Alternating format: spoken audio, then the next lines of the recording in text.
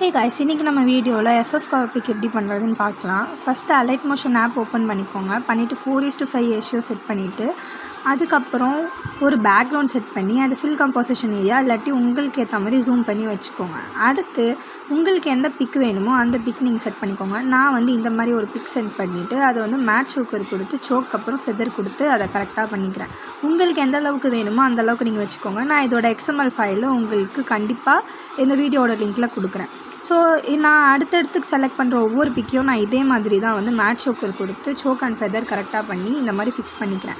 நீங்களும் இதே மாதிரி கரெக்டாக செட் பண்ணிக்கோங்க.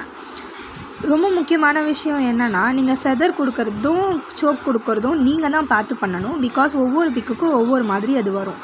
ஸோ இதுக்கப்புறம் இன்னொரு பிக் இப்போ நம்ம வந்து ஃபீமேல் லீட்கான பிக் வந்து செலக்ட் பண்ணிக்கலாம். உங்களுக்கு எந்த மாதிரி பிக்ஸ் வேணுமோ எந்த மாதிரி பேக்ரவுண்ட் வேணுமோ நீங்களே செலக்ட் பண்ணிக்கலாம்.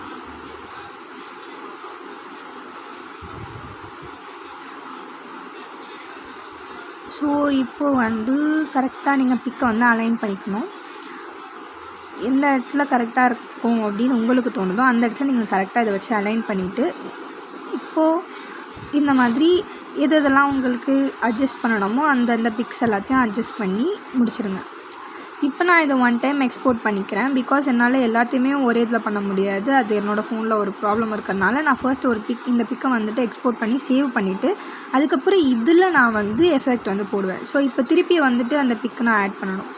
ஸோ திருப்பி நாம் பண்ணி வச்சுருக்க அந்த தம்ப்நெயில் ஆட் பண்ணதுக்கப்புறம் இந்த மாதிரி ஓவர்லேஸ் வந்துட்டு ஆட் பண்ணிக்கலாம். இது வந்து பின்ட்ரெஸ்ட்லேயே கிடைக்கும். பின்ட்ரெஸ்ட்டில் வந்துட்டு நீங்கள் ரெட் கலர் டெம்ப்ளேட்ஸ் அப்படின்னு சொல்லிட்டு சர்ச் பண்ணிங்கனாலே இந்த மாதிரி நிறைய கிடைக்கும். இல்லைனா நீங்கள் வந்துட்டு எனக்கு என்னோடய ஐடிக்கு டிஎம் பண்ணிங்கன்னா, இன்ஸ்டாகிராமில் டிஎம் பண்ணிங்கன்னா நான் உங்களுக்கு கண்டிப்பாக அதில் உங்களுக்கு சென்ட் பண்ணுறேன். ஸோ இது மாதிரி ஒவ்வொன்றுத்துக்கும் நீங்கள் கரெக்டாக அந்த டெம்ப்ளேட்ஸ் வச்சு மேட்ச் பண்ணிக்கோங்க. ஸோ இந்த டெம்ப்ளேட்ஸால் தான் உங்களுக்கு அந்த கலர் வந்து மெயினாக கிடைக்குது. ஸோ இதுக்கப்புறம் நான் உங்களுக்கு ஈஃபிகோவில் எப்படி பண்ணுறதுன்னு சொல்கிறேன். ஸோ இப்போ நம்ம வந்து எஃப்எஃபோட பார்டர் எஃப்எஃப் அந்த கவர் பிக்கோட பார்டர் வந்து நம்ம செட் பண்ணிக்க போகிறோம். நான் ரொம்ப பொறுமையாக தான் இதில் வந்து எக்ஸ்பிளைன் பண்ணியிருக்கேன். பொறுமையாக தான் வந்துட்டு செலக்டும் பண்ணியிருக்கேன். ஸோ மேலே இருக்க அந்த ட்ரையாங்கிளில் 3rd ஆப்ஷன் தான் நீங்கள் வந்து கொடுக்கணும். ஓகேவா? ஸோ இப்போ அதுக்கும் நம்ம வந்து மேட் சோக்கர் கொடுத்துட்டு இப்போ இதோட கலர் வந்து நம்ம ரெட் கலர் செட் பண்ணிவிட்டு கலர் ஃபில் உங்களுக்கே தெரியும்னு நினைக்கிறேன். ஸோ லாஸ்ட்டில் ஒரு பேனல் இருக்கும் கலரில், அந்த பேனல் கொடுத்து நீங்கள் வந்துட்டு உங்களோட ரெட்டை வந்து டார்க் பண்ணிக்கலாம். இல்லாட்டி உங்களுக்கு என்ன கலர் வேணுமோ அந்த கலர் போட்டுக்கலாம். ஸோ இப்போ நான் டைட்டில் வந்து டைப் பண்ணிக்கிறேன். ஸோ இது மாதிரி ஃபாண்ட்ஸ் நிறைய இருக்குது. அது டே ஃபாண்ட்லேருந்து தான் நான் எடுத்தேன். இந்த மாதிரி ஃபாண்ட்ஸ் எல்லாமே டே ஃபாண்ட்டில் டவுன்லோட் பண்ணேன். ஸோ அன்சிப் எப்படி பண்ணுறதுன்னு சொல்லிவிட்டு நான் உங்களுக்கு ஒரு டுட்டோரியல் வேணும்னா சொல்லுங்கள், நான் கண்டிப்பாக போடுறேன். ஏன்னா நிறைய பேருக்கு அது ஜிப் ஃபைலாகவே காட்டிடும். அது எப்படி அன்சிப் பண்ணுறது தெரியாது. ஏன்னா அலைட் மோஷனில் வந்து அதை நம்மளால் இம்போர்ட் பண்ண முடியாது ஜிப் ஃபைலாக இருந்துச்சுன்னா. ஸோ அதை ஒரு டைம் அன்கம்ப்ரெஸ் பண்ணுற வேண்டியதாக இருக்கும். ஸோ அதுக்கு நீங்கள் என்கிட்ட கேட்டிங்கன்னா நான் கண்டிப்பாக உங்களுக்கு அதுக்கும் வந்து டுட்டோரியல் போடுறேன். ஸோ இப்போ டைட்டில் போட்டு முடித்ததுக்கப்புறம் நான் வந்து ஒவ்வொரு ஃபாண்ட்டாக வச்சு செக் பண்ணி பார்த்துட்ருக்கேன். எனக்கு எது கரெக்டாக இருக்குமோ அந்த ஃபாண்ட்டை நான் வந்து ஃபைனலைஸ் பண்ணிப்பேன். ஸோ அதே மாதிரி நீங்களும் வந்து ஃபாண்ட் எல்லாத்தையும் கரெக்டாக உங்களுக்கு எந்த ஃபாண்ட் வந்து கரெக்டாக இருக்குமோ உங்கள் டைட்டிலுக்கு ஏற்ற மாதிரி உங்கள் எஃப்எஃப் கவர் பிக்சருக்கு ஏற்ற மாதிரி நீங்கள் வந்து பண்ணிக்கலாம். ஸோ இது மாதிரி நீங்கள் பண்ணிவிட்டு கேப்ஷன் கொடுக்கணும். ஸோ கேப்ஷன் கொடுக்கறதுக்கு முன்னாடி ஒரு ரெக்டாங்கிள் வந்து நான் இந்த மாதிரி பண்ணிவிட்டு அதோடய சைஸ் அண்ட் எல்லாத்தையும் கரெக்டாக இது பண்ணி அட்ஜஸ்ட் பண்ணிவிட்டு அதோட கலரும் சேஞ்ச் பண்ணிக்கிறேன். அதோட கலர் நான் வந்துட்டு அதே மாதிரி அட்ஜஸ்ட் பண்ணிக்கிறேன். லாஸ்ட்டில் இருக்க அந்த பேனல் வச்சு அட்ஜஸ்ட் பண்ணிவிட்டு நம்ம நார்மலில் போயிட்டு அது கம்மி பண்ணிக்கலாம். நம்மளோட ஒப்பாசிட்டி நம்ம கம்மி பண்ணுவோம்ல, அது மாதிரி பண்ணணும். ஸோ இப்போ நான் இதுக்கு கேப்ஷனும் டைப் பண்ணிட்டேன். ஸோ கேப்ஷன் டைப் பண்ணதுக்கப்புறம் திருப்பி அது கேப்ஷனுக்கு ஏற்ற மாதிரியான ஃபாண்ட் வந்து செலக்ட் பண்ணி அதுக்கேற்ற மாதிரி நான் வந்து போட்டுட்டேன். ஸோ இதுக்கப்புறம் கேப்ஷன் முடித்ததுக்கப்புறம் நம்ம வந்து அதே மாதிரி தான் இன்னொரு ரெக்டாங்கிள் வந்து கொடுக்க போகிறோம். இன்னொரு ரெக்டாங்கிள் எடுத்துகிட்டு நம்ம அதுக்கேற்ற மாதிரி கீழே வந்து நம்மளோட ஐடி நேம், உங்களோட ஐடி நேம் எதுவோ நீங்கள் அதை வந்து கொடுத்துக்கலாம். நான் இதையே காப்பி லேயர் கொடுத்து பேஸ்ட் லேயர் கொடுத்துக்கிறேன்.